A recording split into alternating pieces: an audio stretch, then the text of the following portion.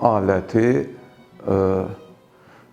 bütün bəşəriyyətin nə qədər nəfəs çalğı alətləri var, nəfəslə üfürülən, onun əcdadı sayılır. Bizdə necə bu rəqqaslar var,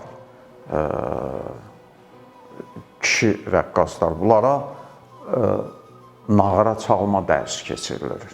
Rəqs ifa edirlər və müəyyən məqamda götürür.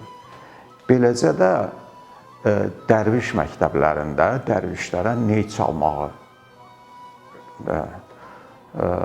öyrədiblər. Mən qədimdən deyirəm də, neyin səsi